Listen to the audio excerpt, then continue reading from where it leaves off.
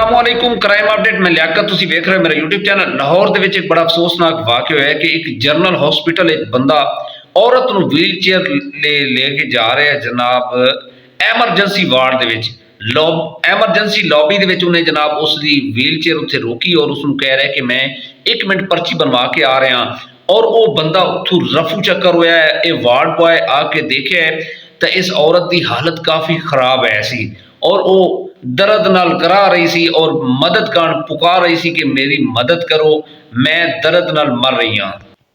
Ward boy जल्दी नाल counter ते गया कि इत्थे एक बंदा आया है पर्ची कटाण नूं, वो किधर है? उन्हें कहा जी इत्थे कोई बंदा इस तरह का नहीं आया और ना ही कोई उसने पर्ची बनवाई है। उन्हें उरे परे देख के जनाब व्हील चेयर नूं लैके गया एक लेडी डॉक्टर मैडिकल वार्ड दे विच जनाब मैडिकल वार्ड दे विच एक डॉक्टर साहब ऐसी और नर्स ने जल्दी नाल आवाज़ दी कि इसकी सारे काम छड्ड के इसकी ट्रीटमेंट करो, इसकी हालत बड़ी संजीदा हो रही है।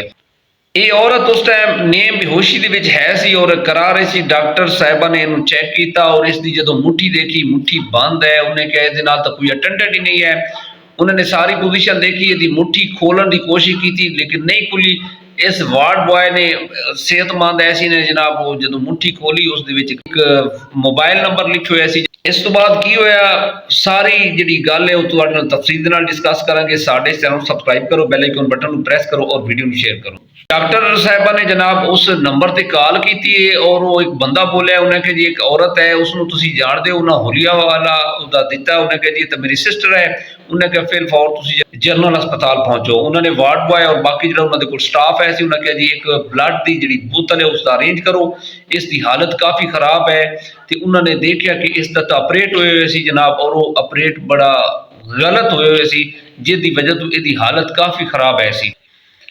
थोड़ी देर गुजरी इस लड़की का वालिद और इसका भाई आ गया जनाब। उन्होंने डॉक्टर साहिबा मिले तो डॉक्टर साहिबा ने कहा जी इस औरत की शादी, उन्हें कहा जी नहीं इसकी शादी तो नहीं हुई, ये तो कुंवारी लड़की है। डॉक्टर साहिबा ने उसके भाई ने कहा सी, भाई का नाम सी जायद। जायद ने कहा जी मेरी हमशीरा का तो अजे ब्याह ही नहीं हुआ। तो उन्हें कहा जी यह काम किस तरह हो गया है? इस लड़की का नाम हिना है सी जनाब और इसकी उम्र सी 23 साल। एक कोट लखपत की रहने वाली सी और इसके जो भाई सी वो शादीशुदा सी, उसके 2 बच्चे सी और इसका वालिद और वालदा भी हयात है सन जनाब। और एक कोट लखपत एक महल्ले के रहने वाले सी जनाब। और ये जी लड़की है इसकी उम्र जी है वो 23 साल है और ये तकरीबन 5 जमात पढ़ी सी। बचपन के जो इन्होंने स्कूल छोड़िया सी। इन्हों का जो ज़हनी तवाज़ुन है सी वो ठीक नहीं सी। बाज़ दफ़ा ये ववैलियां गल्लां करती आई और एक घर के बाहर चली जाती आई।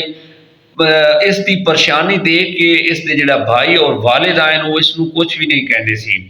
एक दिन इस तरह होया कि इन्हों के महल्ले के एक आबाश का गुजरन होया। उसकी उम्र 40 साल है सी और उसका नाम सी मुनव्वर।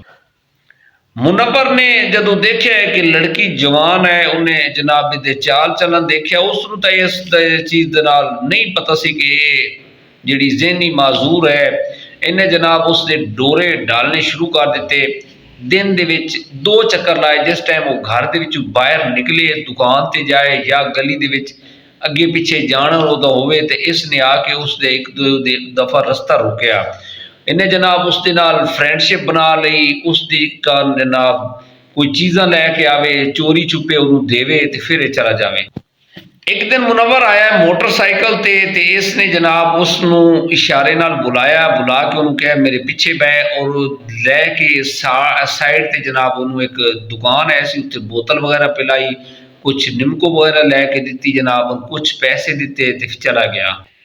अच्छा फिर जनाब ना 2-4 दिन गुजरे तो फिर आ गया। फिर उन्हें उसी तरह बिठाया। फिर जनाब उन्हें एक अपना जी बैठक सी वो एक लभी इसनूं उत्थे लैके गया। फिर इसने उत्थे अपना मुँह काला किया। फिर जनाब उसनूं छड्ड के गया। उस हिना की इज्जत के नाल खेडिया, अपनी उसनूं हवस का निशाना बनाया। वो बेचारी मासूम सी। एक तो जो ज़हनी तवाजुन है सी वो प्रॉपर तरीके दे नाल नहीं सी काम कर रहा तो इसने उस दे नाल नाजायज़ फायदा उठाया। यह गल्लां जिहड़ियां ने ये चलदियां रहियां। ये 2-4 दिन बाद आवे उन्होंने मोटरसाइकिल ते बिठा के लै जावे। उसका भाई अलग रहिंदा सी, वो माँ प्यो दे नाल कल्ली रहिंदी सी जनाब। तो ये चला जावे इन्हें जनाब उन्होंने इस्तेमाल करदे तकरीबन काफ़ी 2 महीने गुजर गए। इसका यहो चक्कर रहा हफ्ते विच 1-2 दफ़ा जड़ा ना उसनूं मिल लेना। तो वो जनाब इस तरह होया कि 2 महीने बाद इसनूं जनाब पता लग्या कि ये जिहड़ी है प्रैगनेंट हो गई है। 2 महीने गुजरे इन्हूं जदों सारी पोजीशन का पता लग्या तो डर गया। इन्हें कहा जी मेरे उत्ते FIR होएगी या और मेरे कारण मुसीबत बनेगी। इसने एक क्लीनिक के वाले दे नाल गलबात की, उन्होंने कहा जनाब मेरी वाइफ है तो मैं बच्चा जड़ा है ज़ाया कराना। तो यह गल जी है 13 नवंबर पिछला महीना इस महीने की 13 नवंबर है सी जनाब। ये एक क्लीनिक से उसनूं लै गए 2 बजे। उत्ते डॉक्टर साहब के नाल इसकी सैटिंग हुई सी जनाब। उन्होंने इसका ऑपरेट किया, इसका जड़ा बच्चा सी वो ज़ाया किया। तो इसकी हालत बड़ी खराब हो गई, ये बेहोश हो गई। तो उन्होंने कहा जनाब इसका BP जड़ा है वो लो हो गया। उन्होंने कहा जी इसनूं ब्लड की जरूरत है, इसनूं ना किसी अच्छे जे हॉस्पिटल लैके जाओ। मुनव्वर बड़ा परेशान हो गया। मुनव्वर ने जनाब आओ ताओ करके जनाब एक किसी तरीके इसनूं जनरल हॉस्पिटल लै गया। जनरल हॉस्पिटल रस्ते दे विच ले जांदे होया उसने इसके भाई का नंबर लिया और इसकी मुट्ठी दे विच थमा दिता। अच्छा, मुट्ठी दे विच थमा के ते उत्थे जनरल हॉस्पिटल लॉबी दे विच एमरजेंसी वार्ड दे विच जदों जांदा है उसनूं छड्ड के ये फरार हो जाता और इन्हों बड़ा सख्ती नाल कहता है कि तू अगर ये गल किसी नूं दसी तो फिर मैं तेरे नाल निभणागा। बड़ी ने धमकियां दित्तियां जनाब। ये उत्थे छड्ड के चला जाता है। तो बाद यह किस्सा कहानी सी जनाब। फिर डॉक्टर साहिबा ने जनाब उन्होंने सारी मैडिकल सर्टिफिकेट बनाया जनाब उन्हें। और फिर इसका जोड़ा भाई जायद है सी हिना दा इन्हें कोट लखपत थाना दे विच जनाब FIR कटवाई इस दे नां ते। पुलिस ने तफ्तीश शुरू कर दी और CCTV कैमरे जिहड़े ने उन्हां दी मदद दे नाल जनाब देखिया तो ये सफाक जिहड़ा है उन्होंने छड्ड के जा रहा सी। और फिर जनाब पुलिस ने तफ्तीश शुरू कर दी। ये बंदा पकड़िया गया। इसका नाम सी मुनव्वर। इसकी उम्र 40 साल के राउंड अबाउट है सी। मुनव्वर दे 4 बच्चे हैं और मुनव्वर इस तरह दियां जिहड़ियां भोली भाली लड़कियां उन्हां दी इज्जत दे नाल खेलदा। उन्होंने जो अपना लड़की नजर आती आई वो कोशिश करता कि उसनूं अपना शिकार बनाए। मुनव्वर ऐसे कई ऐसिया वारदात कर चुके हैं जिहदे कई ऐसे घर दियां जिहड़ियां जवान बच्चियां उसनूं उन्हें शिकार बनाया है। तो इन्हों हॉस्पिटल दे विच एडमिट कर दिता गया है। तो वार्ड दे विच उन्होंने एडमिट किया है। तकरीबन 3 ਤੋਂ 4 जिहड़ियां ब्लड दी बोतलां उन्होंने लगियां ने ते अजे जिहड़ा वो हॉस्पिटल दे विच एडमिट है। गल करन दा मकसद है कि अपनी बच्चियां ते अपने बच्चों ते नज़र रखो। इस तरह के सफाक जिहड़े ने वो फिर रहे होंदे ने, गली महल्लियां दे विच फिर रहे होंदे ने और वो अपना हवस का निशाना बनाते हैं। इन्हां दे वालिदैन की गलती है, उन्होंने इन्हां ते नज़र नहीं रखी तो अज उन्होंने देखना पिया है। कितना बड़ा नुकसान हो गया उन्हों का, पता नहीं कितना बेचारियों का खर्चा होएगा उसके इलाज मुआलजे ते। और इस तरह के जोड़े सफाक है वो दंदनाते फिर रहे होंगे ने। देखो किस तरह उन्हें इन्हों अपने जाल दे विच फसाया। फिर जनाब उन्हें उसनों घुमावन के बहाने या उसते कुछ खर्चा किया। फिर वो इस्तेमाल करता रहा। जदों जनाब उन्होंने इस्तेमाल कर दिता फिर कागज़ की तरह रद्दी दे विच फेंक दिता है।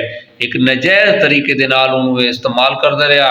तो साड़ी गुजारिश है ओवरऑल जनाब वज़ीर आला साहब नूं कि इस तरह के जोड़े सफाक है उन्होंने एक कड़ी सज़ा दी जाए ताकि नैक्सट इस तरह की कोई बेहूदा हरकत ना कर सके। एक 23 साल मासूमा की इन्हें जिंदगी खराब की है। इन्हों का वालिद जो रफीक शहजाद है उसकी एक बेटी और एक बेटा सी। बेटे का तो ब्याह कर चुका सी लेकिन बेटी की जी पोजीशन देख के उन्हें ब्याह नहीं किया ताकि कल साढ़े काने मसला ना बने। लेकिन इस तरह के सफाक मुनव्वर ने इसका फायदा उठाया और फायदा उठाते हुए उसकी इज्जत के नाल खेलिया। इसे पैगाम के नाल सानू इजाजत दो।